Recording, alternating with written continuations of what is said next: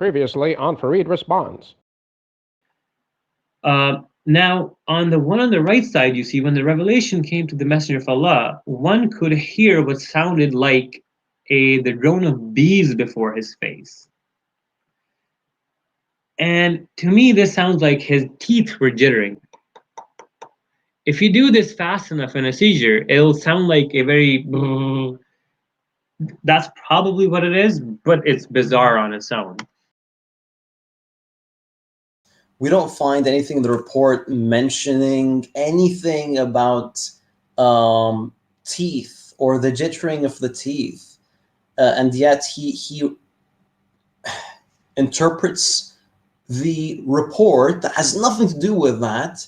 The report itself is supposed to suggest that this is a miraculous event. Umar is saying, whenever a revelation occurs, we can hear a sound coming from him, and it sounds like bees. So Gondal is turning that into a symptom for epilepsy.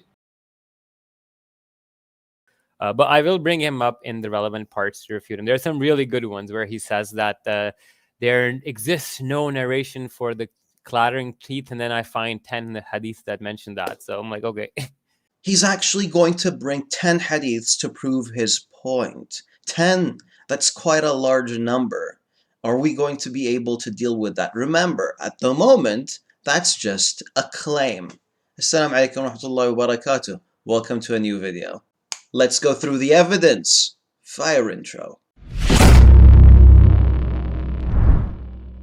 So now that they've made fun of me for clattering teeth, who they should be making fun of is their own prophet. In Itqan, the Quran, Suyuti's book, from Ibn Sa'd, from Aisha, who said that when the revelation descended upon the prophet, his head would twitch, start spinning, his color of his face would go pale or dust-colored, and his teeth would start clattering, and sweat flowed from his head like beads of pearls. His transmitters are reliable. This is an explicit admission where it says that his teeth were clattering, yet I'm the one who's the liar. Now let's go to the next slide. All right, so first things first. This report is from a book called Al-Tabaqat Ibn Sa'd. It is narrated by Muhammad bin Umar al-Waqidi, who is accused of lying by multiple classical scholars, who narrates it from Abdul Hamid bin Imran, who is an unknown narrator, who narrates it from Imran, who is reliable, but he's just simply not an eyewitness to the event. So basically we have three issues with this report that Dr. Jalal ad-Din is trying to claim is authentic. But didn't Dr. Jalaluddin just say that all the narrators are reliable? Well, that's because Dr. Jalaluddin doesn't know how to read footnotes. When the editor says the narrators are reliable, he's referring to the hadith of Ubadah ibn Samit. And the last time I checked, Ubadah and Aisha aren't the same person. Now, this is a type of sloppiness that we kind of should be getting used to because, I mean, it's Dr. Jalaluddin. But hey, we still have 9 more hadiths to go. Hadith number 2. This is the same book, but a different... now, on the left side, you see that the Urdu scholar has also translated this, and I'm going to read that out to you. So hadith number 2 is actually hadith number 1. Just because the book is Urdu doesn't mean that it's the second hadith. Doctor, do you believe that if a hadith is translated into a different language, then counts as 2 hadiths? Hadith number 2. It just keeps getting worse for this guy. We have Musnad Aisha, this is written by another scholar as well. We're going to ignore the first one. We're going to go to the second one from Aisha, who said the revelation descended upon the prophet. His head would start twitch spinning, his face would go pale or colored, and his teeth would start clattering. Oh, you guys remember the report by Ibn Sa'd? Well, this is the exact same report, same narrators. So far, Dr. Jalaluddin just brought one hadith. Hadith number 2.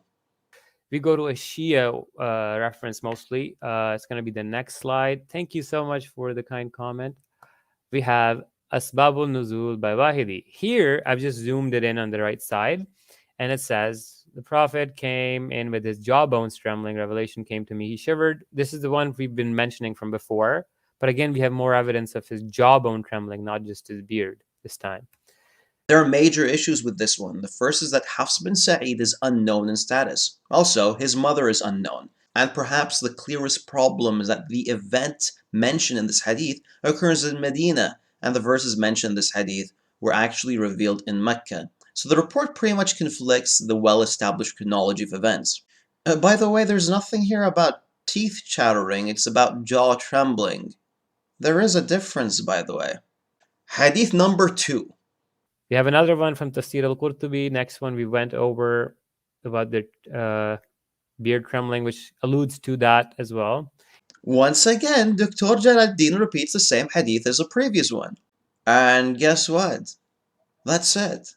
Those are the 10 hadiths that he claimed to have found. He provides one fabricated report, repeats it twice, once in Urdu, then he brings another baseless hadith about beard shaking or jaw trembling.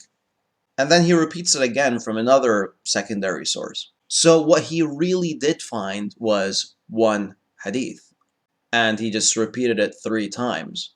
So 1x3 equals 10. This is the X3. Oh, by the way, it actually gets worse. You know the part about the hadith of the bees and the sounds of the bees?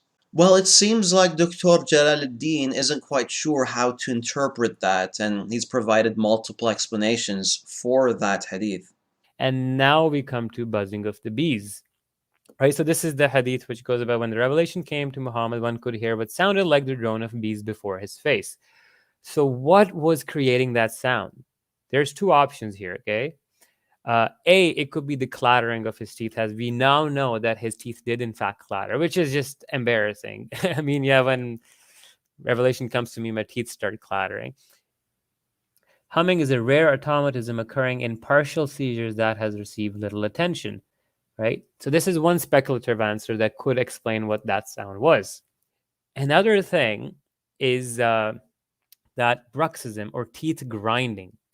Now, if we go to the next, what I at least try to do is I don't talk out of my ass. Yeah, I don't even need to respond to this. I'm just gonna play some audio clips.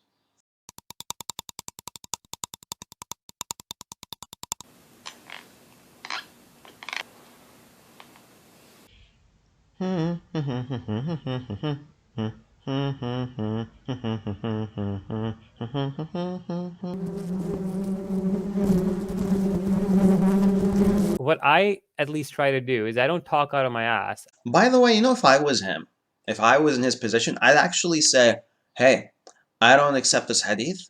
It sounds like a supernatural event. It's something that conflicts with reality, so I'm just going to reject it. But do you know why he insists that this is evidence for a seizure or epilepsy?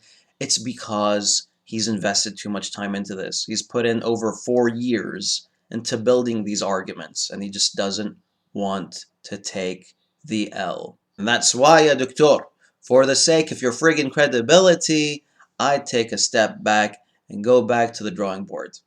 I'm off. Assalamu alaikum wa rahmatullahi wa barakatuh.